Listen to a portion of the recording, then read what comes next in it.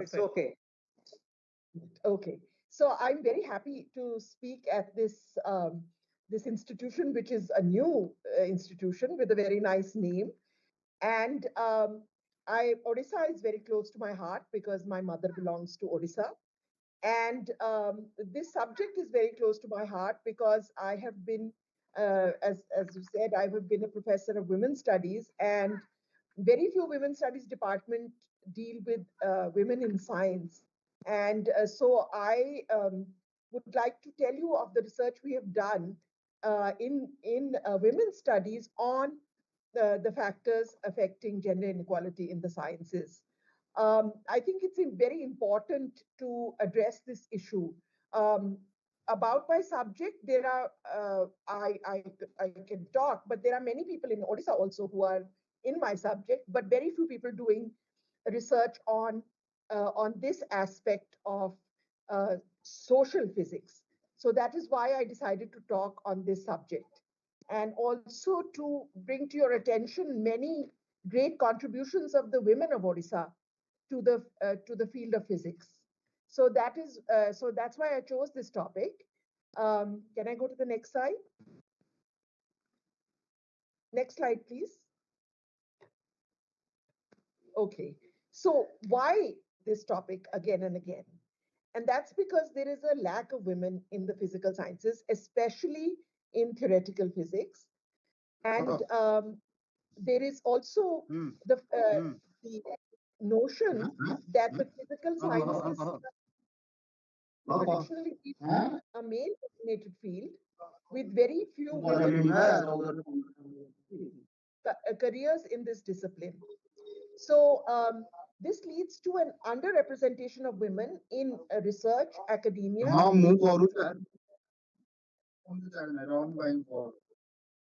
Excuse me. Yes. Somebody stop. Ah, ah.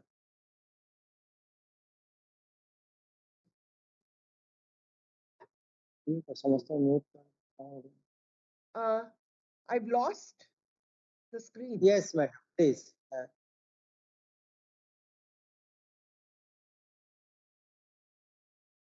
Please unmute yourself, madam. Yeah. Unmute. Yeah. Can you hear me now? Yes. Okay. So, so that's why we keep on touching on this topic again and again, because despite us giving many lectures in this field, there still is a great underrepresentation of women, especially in the mathematical and physical sciences. Next slide. Next slide, please. Okay, so actually, in all of science, the ratio is 1:6, whereas in physics, the ratio is something like 1:16. So this 1:6 is already a very small ratio of Indian women who are actually pursuing science as a profession. And it is far lower than other countries. In April last year, the Union Minister of Science and Technology said that women make 16.6% of the total number of scientists working in science and technology organizations. And it used to be 14% in a decade ago, and now we are up to only 16.6%. So that shows that we still need to discuss the reasons for the lack of women in science, and especially in the physical sciences. So this is very concerning. And um, so we must address this issue. Next slide.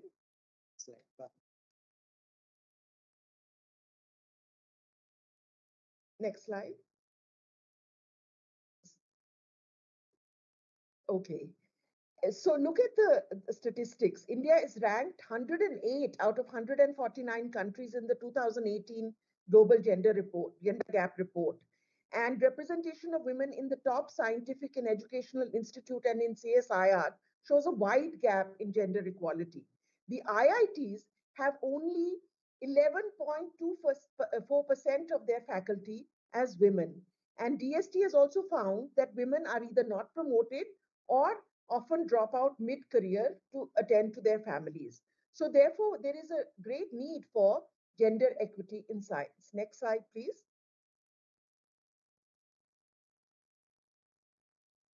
Okay. So women, they experience a lot of barriers in science: invisibility, exclusion, isolation, and lack of support within higher education, and according to UNESCO. And also, studies show that men prefer to mentor other men, which further diminishes women's opportunities to leverage networks to serve in leadership positions in higher education. Next slide. So, what types of issues do we study when we study gender issues in science? Well, the first I've already told you about. It's the underrepresentation of women in higher education of various sciences. And this has been called the other brain drain. We call one brain drain the drain that is loss of intellect when people go abroad. And this is loss of intellect when you limit um, the profession to only 50% of the population. And then there is a far more esoteric study which is on how is the scientific method created, and if the scientific method is created by men, is there a gender bias in the scientific method itself? Then there is the discussion on empowerment of women through science and technology in disadvantaged groups. And then lastly, systematic documentation of science by women. So these are some of the issues that we study when we study the topic of gender issues in science. So you will ask, okay, and many people ask, okay, women are there in other fields like literature um, and sociology and and medicine. So why do we need more women in the physical sciences? Why do we need more women in science? Can you press enter?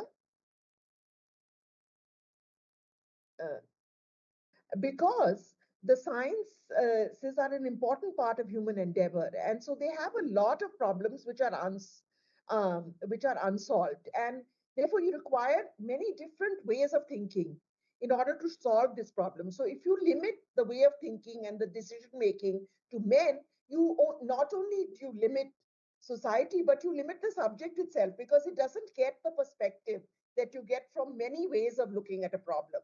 So therefore the sciences are themselves enriched if you allow more women in it. So it's not just that it is for the women, but it is for science also, that you would require many different ways of thinking and many many approaches to the problem. Can you press enter?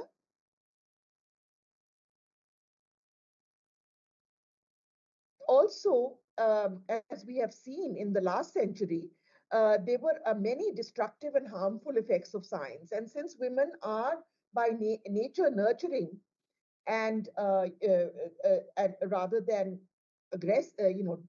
destructive in uh, by genetics, women's vision and humane concern may be just what is needed to make science safer. Next slide. So the United Nations Commission on Technology, Science and Development brought, brings out every year a document, Gender, Science and Technology, in which it sets out targets for various nations.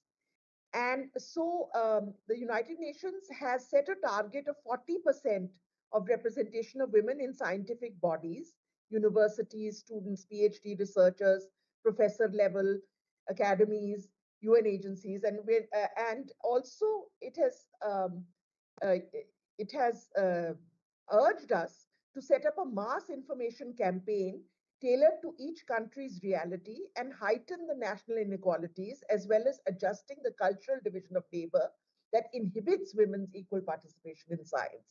And so this is what you are doing actually by having this series of lectures.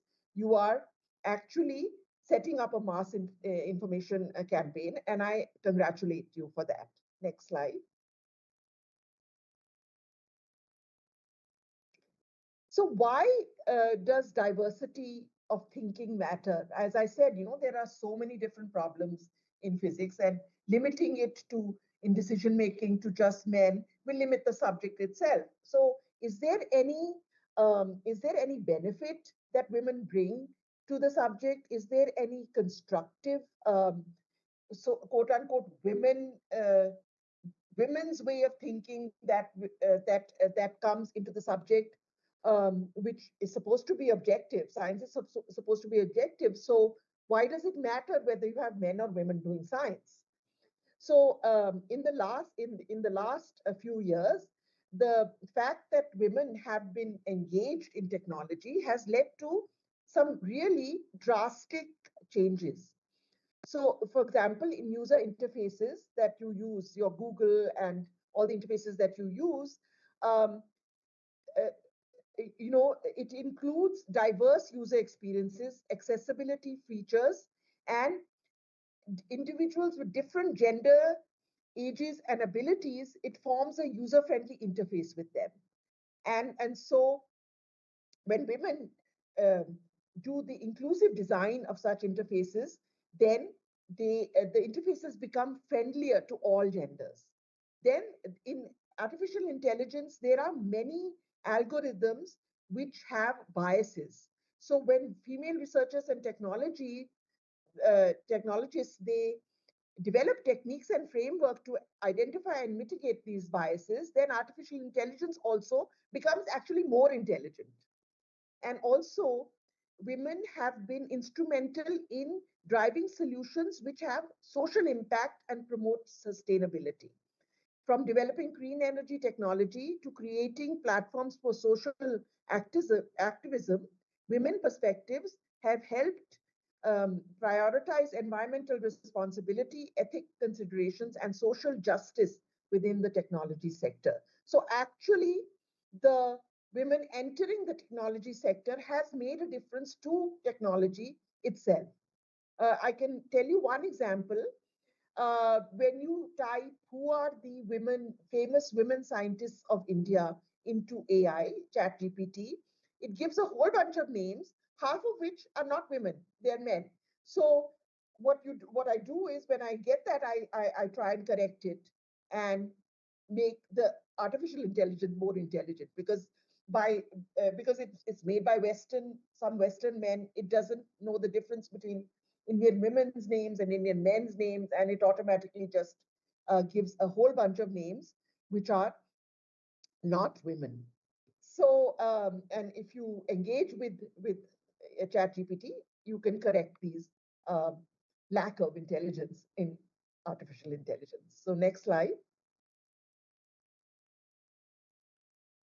So, what is the biggest obstacle to women in physics? One would think that men are the biggest obstacle to women in physics. Well, in certain cases, yes, but actually, it is the makeup of society. It is the patriarchal attitude in society towards women, and women themselves sometimes um, they have something, and it has been well documented now, something called the imposter syndrome, because uh, if you feel that you don't belong in a field, you feel that you are an imposter in the field.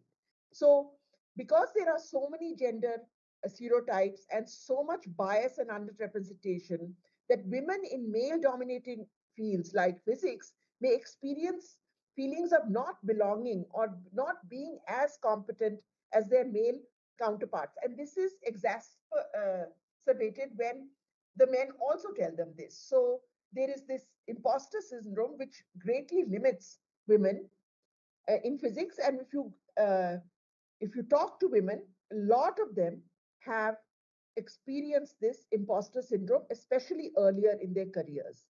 Next slide. In fact, it is so prevalent that the American Association of Astronomy published a paper on women and the imposter syndrome in astronomy. Let me tell you some things that they found in the next slide. So they found that the factors which contribute to this imposter syndrome is a stereotype threat. For example, women may feel the pressure to conform to stereotypes about gender and intelligence, and the fear of conforming to a negative or masculine stereotype can lead to self-doubt. Then there is underrepresentation, the scarcity of women in physics, and the fact that there are not many role models who look like you, who have done great science. creates a sense of isolation and makes it more challenging for women to envision themselves as successful physicists. And then there are these subtle, unintentional comments or behaviors that can contribute to the feelings of inadequacy. Women may internalize these microaggressions and question their competence. And the fourth is the scarcity of visible female role models in physics, which makes women it difficult for women to picture themselves succeeding in the field. Next slide. These were some of the findings of the American Astronomical Society. And they found that the types of feelings that women get as a result of all this is self-doubt, fear of being discovered, discounting their achievements, and overworking and perfectionism, leading to less publication because they want perfection in their work. So this leads to uh, a sapping of confidence in women due to this imposter syndrome. Next slide. So, for example, this is a conversation I heard between a male and female researchers. The male said, "What do you work on?" So the female said, "I work on theoretical physics." And the male says, "Oh, that's fantastic. Which branch?" So the female says, "Well, neutrino physics." And the male says, "Oh, that's soft physics, not really hardcore physics, because I mean, there's no real mathematics in it, no G mu nu and tensors. Lots of women are doing that type of uh, physics." So it's like women do soft physics, is the type of impression that is conveyed, and don't do the hardcore mathematical physics. Next. Next slide, please. So despite the fact that theoretical physics is supposed to be objective, it is not supposed to care whether, a man or a woman is doing it, but still math and science, especially theoretical physics and mathematics, are considered male domains, and there is a lack of women role models in textbooks of female students in science. So it is unclear why theoretical physics is often considered a male domain, but it is important to make it more diverse and to make it more inclusive. Actually, it is important to make all the sciences more inclusive. Biology and chemistry have actually succeeded quite a bit in making it more inclusive. So the non-mathematical sciences have actually succeeded in the inclusion, whereas the mathematical sciences are still lagging behind. Next. So here is a map of that was published in the UNESCO website on the difference between genders in the sense of confidence that they have in their abilities, in their science abilities. And if you're zero, that is if how much do women underrate themselves? So the pink countries are 0 to 5%. The peach countries are 6 to 10%. The red countries are 11 to 15%, and the the darkest is that when more than a fifth of the women, they doubt their capabilities. And look at this: India, the Indian subcontinent, and the Norwegian uh, subcontinent, the Scandinavian continent. These are the two in which women have the least confidence in their scientific capabilities. Um, so this is, and it is much more than the world average. So women in science in India, because of this social milieu, they feel that they are not as good as the men in sciences. So it's male to female ratio. Okay, so the men, um, so 16% of the women, 16 to 20% of the women in science underrate their science capabilities. Next slide, please. Oh, okay. So how much of scientists? So then the thing is that there must be some scientific research that should be conducted into the gender differences to find out the absence of not only the confidence in women, but the absence of women themselves. What are the various social factors that are inhibitors of intellectual growth? And it is while it is important to prove our that women are not substantially genetically different. They say that, gender is constructed. It is your sex at birth which is determined biologically, but your gender is a social construct. So it is important to understand the systemic problems of society that derail the attempts of women to go beyond the stereotypes. And because the scientific method is not separate from society in which it is born, um, the research goals set are driven by the inherent priorities of society and ideology at large. Next slide.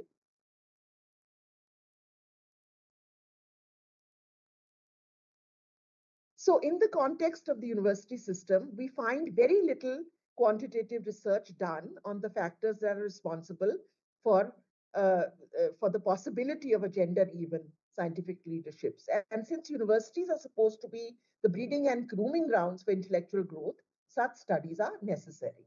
Next slide.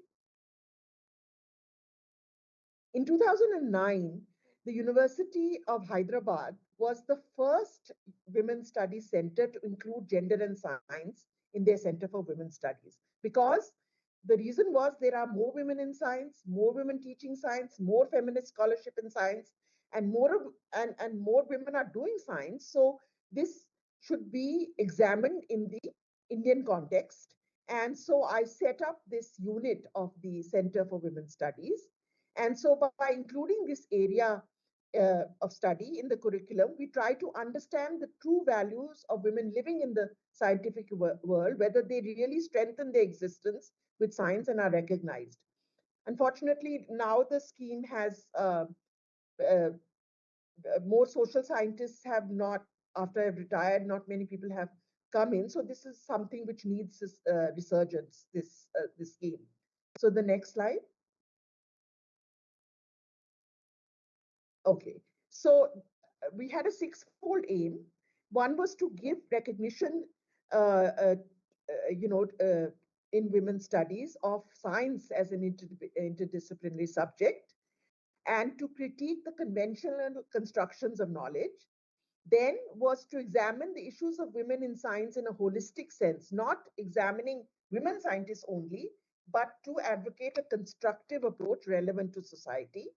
Then to study the changing images and representation of women in science, and to create an awareness and concern for issues of women scientists among different categories, both within and outside the university, to provide a database relevant to gender studies in science, to have symposia and conferences highlighting major concerns and removing bias against having women in science, and to work towards making the scientific community an egalitarian, equal opportunity system. So this was the aim for creating that wing of the Center for Women's Studies. Next slide.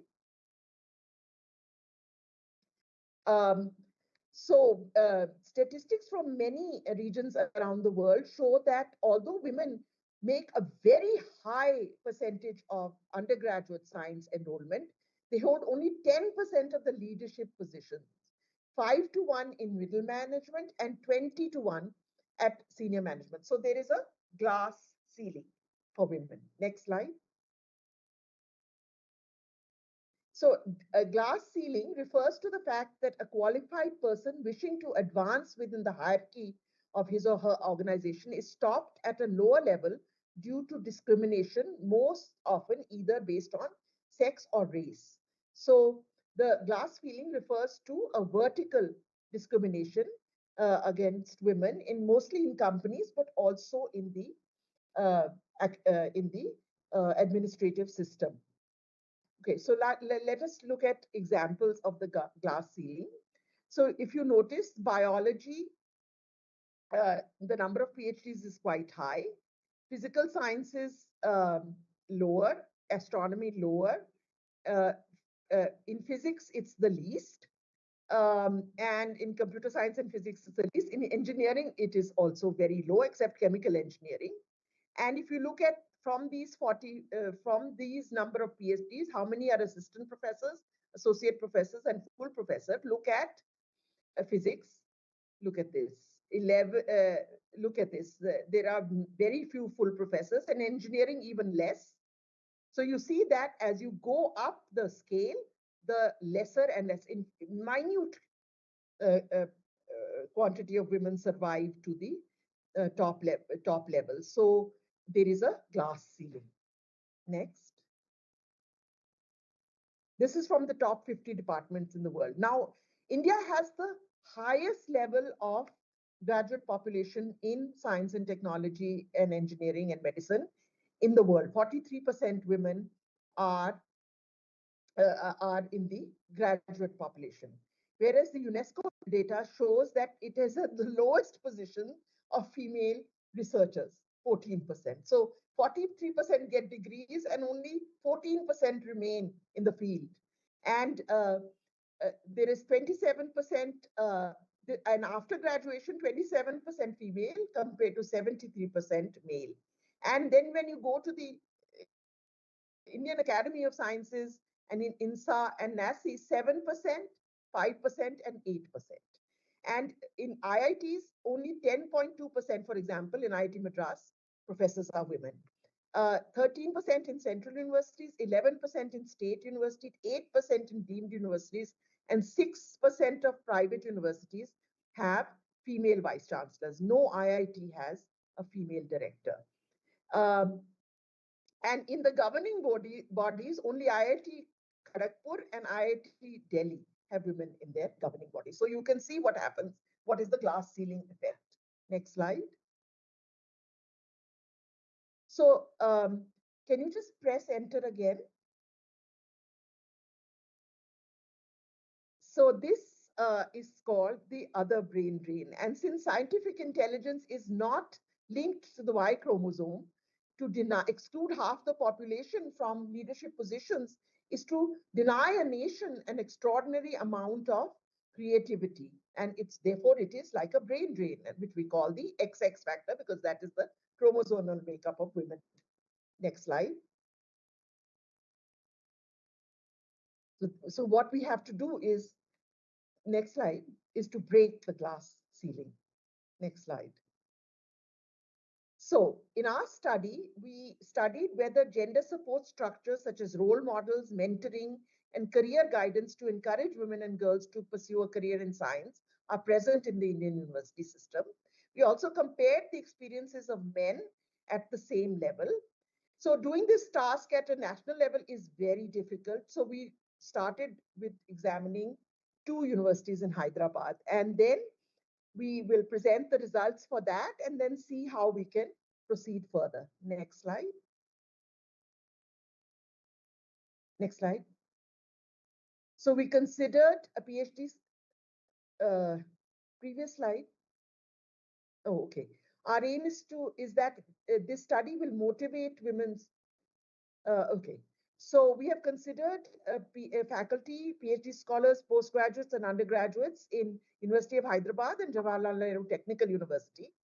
We use these samples to identify and assess, compare the growth, prospects, and motives for the participation of women and men students and women and men faculty at the 2 universities. And we use an empirical or a statistical or a scientific method to do this. Next slide. So our aim is to motivate more groups, not even women, men and women's group, to carry out similar studies in their local domain. Because if we have a number of such studies, they may serve to affect government policies. Next slide. So the basic topics that we highlighted were role models and source of inspiration for choosing a career in science, departmental climate, congeniality of the environment towards women, degree of collaboration between men and women, advisory support from faculty and peer group, self-efficiency, and confidence in obtaining a career. Next slide. This was our sample. So we had quite a bit of sample, 1,305 students and 1,000 students from the 2 institutions, and faculty we had 147 and 100. And out of 1,305, the total number of women were 175, faculty were 30 and 45, and we distributed a number of questionnaires, and these were the women respondents, and these were the number of interviews that we also conducted. Next slide. So the section one was a career oriented question, and section two was cultural and financial perspective. The section one illustrated the issues of gender bias in the science departments, and it also provided answers to the question: is social, political, and economic justice felt by the respondent, and is work life and home life balanced? And section two illustrated how science empowered women. And so we tried to be as unbiased as possible so that we could um, look at the results statistically. Next slide. So this is what we found, that the sources of information, inspiration for women students were mostly scientists, parents, and teachers. Equal amount for men students, equal amount of all four. For uh, uh, so we, this for at JNTU, there was more from the parents and less from the scientists, whereas for men it was more from scientists and less from parents. Next slide. So the gender division of role models, 2% were female scientists that were role models, and 98% were male scientists. For male students, 100% were male scientists role models. For JNTU, it was a little better. It was 14% female scientists, but for men, it was just 5%. With University of Hyderabad, this was the division of the type of role models you had, and only 2% for women. Next slide. Uh, among the faculty, the situation was not much better. A little bit better. 5% for female scientists for women faculty, 4% for main faculty, 6% for JNTU women faculty, and 0% for JNTU male faculty. Next slide. So only two women or three women scientists were role models for the faculty. These were Marie Curie, Rosalind Franklin, and Barbara McClintock. Marie Curie, everybody knows, and these two they are biologists. This suggests that successful Indian women scientists are not being projected as motivational role models at all levels of the scientific ladder in universities. And the reason for this seems to be the representation of scientists in media and textbooks, which have a large influence on determining the role models in science. In spite of the fact that there are many eminent women in biology and chemistry, it was a revelation to us that neither the students nor the faculty of these disciplines had female role models. None of the textbooks at school level have images of any other scientists except Marie Curie and media promotions of Kalpana Chawla and Sunita Williams, who are astronauts, not scientists. And so they are often also quoted as scientific role models. So this was the situation, you know. So this is how much women scientists are thought of as role models by students and faculty in a university system. Next slide. Next slide, please. So role models are very important, it seems. They inspire, they tell you what is possible, and they also provide support. I'm going to go a little faster. Next slide. Next slide, please. So what are the truths? So one is that what type of women are projected in textbooks, magazines, popular science books, television, and films. And the second, next, please press enter. Enter. Next, enter again. Yeah. So also that look at the okay. So so the men and women who teach and advise and hire them also are subject to the same preconception as the students are. That is what we found from our study. Next. For example, textbooks containing how many men are pictured in textbooks, some of the textbooks we examined, and how many women are pictured. See, 107 men, 4 women, 41 men, 2 women, 18 men, 2 women. That is Marie Curie mostly. and Rosalind Franklin. In physics, it'll be Marie Curie and maybe her daughter. So this is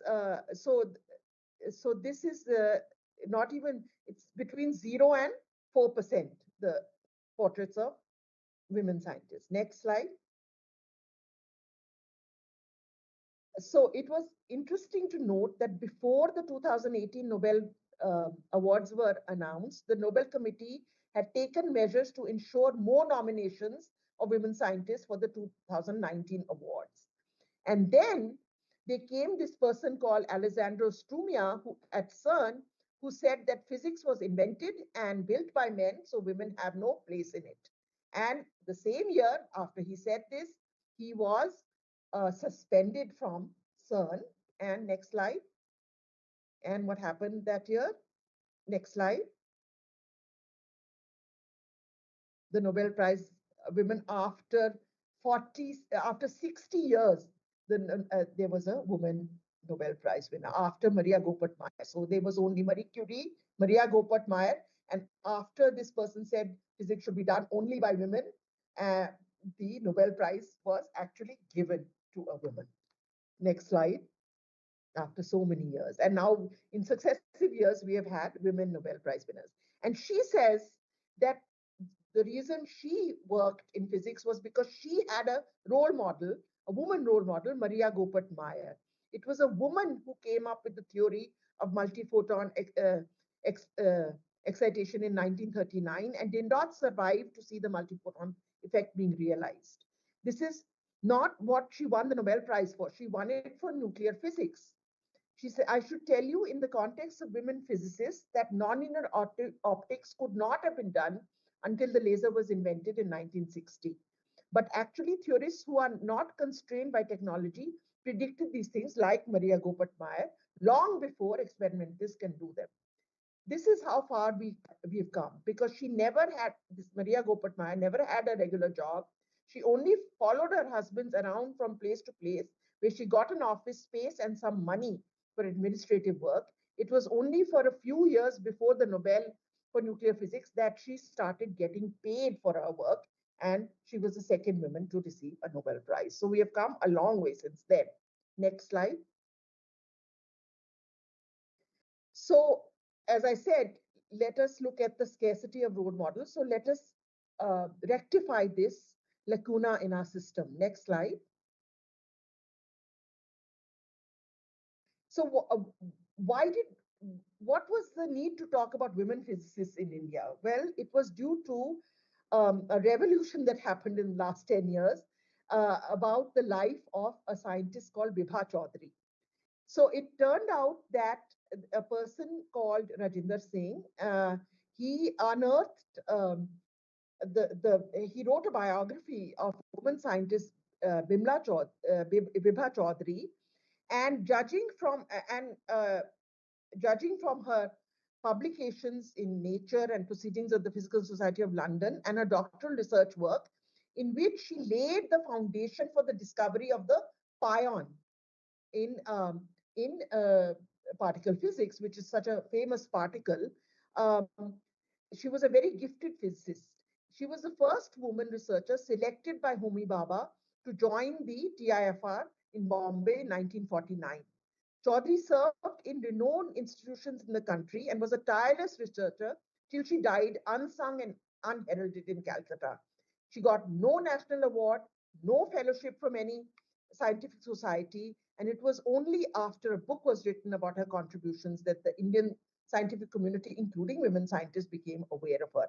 And after that, there was a splurge of investigations of women physicists in India. Next slide. The other scientist who was not uh, recognized in her lifetime was Dr. Purnima Sinha. And she was one of the first Bengali women to receive a doctorate in physics. And here she is seen with Dirac and Bose. She was a student of Bose. And she also worked, but in the field of X-ray crystallography of clay minerals. She raised a very progressive family. Both her daughters are physicists, theoretical physicists. And she not only pursued her passion for physics, but also did many other artistic activities such as singing, painting, and writing. Next slide. Next slide. Next slide, please.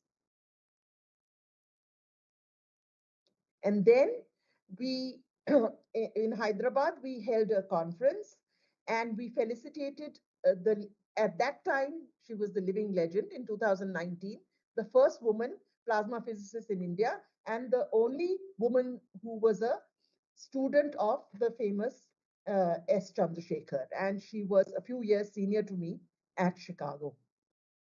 So next slide, that's Vimla. Then Professor Rohini Godbole, she wrote with Professor Ramaswamy a book, next slide, called Leelavati's Daughters, which is what this conference um, is about. And it then, lot of women scientists of India wrote their life in science, and then women scientists became more known to the public. So next slide. But what about in Odisha? What about women scientists from Odisha? And the first women scientist that I came into contact from Odisha was Priyamvada Mahanti Hejmade. She was a noted biologist and the first Odia woman to be a fellow of the Indian Academy of Sciences. And she was very active in the Indian scientific community.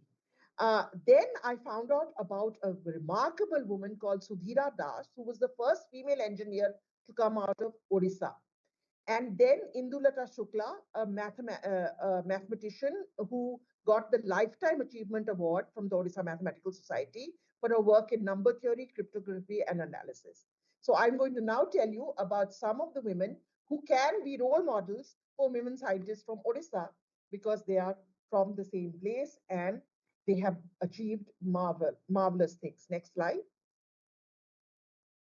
So this is Sudhira Das. Look, you notice that she's a very traditional lady, and but she was the first female engineer from the state of Odisha. She became an engineer in around 1940s when late 1940s when education was a taboo for a lot of women in India. Next slide. Next slide. Then this is Dr. Shushma Panigrahi. She became the first Odia women scientist to work in ISRO. And she worked in remote sensing, having direct relevance to disaster management, cyclone, and flood and crop management. So very much useful to Odisha. Her work was very much useful to Odisha. Next slide. Dr. Swapna Mahapatra, whose work in string theory, she's one of the leading string theorists in India, and she has been working for 40 years in a completely male-dominated field and making very significant contributions. And she retired as a professor from Utkal University. Next slide. This is my colleague, Professor Rukmini Mahanta. She's a very talented physicist working on neutrino physics. She's a recipient of the Young Scientist Award, the Ramana Fellowship of this DST. She's a top cited author from IOP. She has the Indo-US Science and Technology Forum Project Award and DST Fast Track Award. And she was from Utkal University also and was a gold medalist for best graduate. And now she has become a fellow of the National Academy of Sciences. And this is her at CERN doing a shift. Next slide. Professor Ashama Pradhan, you all probably know her father, but she also does physics, which is very relevant to women because she does biomedical images and imaging and spectroscopy, and so that you can have non-invasive and early detection of disease, specifically cancer. So non-invasive detection of cancer. Next slide. Professor Amrita Mishra, who's in my field, has contributed a great deal, and she's one of the only professors. Both Professor Pradhan and Professor Mishra are professors at IIT. So they're one of the 11.2% women professors at IITs, and they're both Odia. Next slide. Professor Jyoti Mahanti, although she received her award in applied chemistry. She works on radioactive materials at BARC. Next slide. And one of the newest ODIA scientists on the horizon, a person who works on aeronautics and on space physics and has become a scientist at NASA. And she is from Kendrapada district. And uh, the family said that we always supported her dreams. And it was indeed a proud moment for our family as well as for Kendrapada district and the state. Next slide. Professor Sangamitra Mahanti, who has 13 intellectual patents uh, for her. She initially started in high energy physics and then went into the field of artificial intelligence.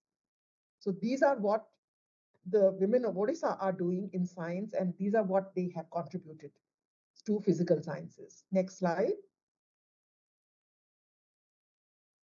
This is a woman who happens to be my mother, and she was one of the first people to work in sports medicine in India. And here she is in 1940 playing cricket in a sari at Ravenshaw College, Cuttack. So you can see that the women of Odisha, unlike what many people think, the women of Odisha have always been trailblazers. So, and she, of course, was my role model. Next slide. Her name was Dr. Saudamini Parija. So the thing is that one has to give recognition in science books to discoveries made by women, and the achievements made by successful women scientists should have their due place in science and history books and in talks that are given to young women scientists or and even young male scientists around the country. Next slide. And there must be a collaborative atmosphere between men and women.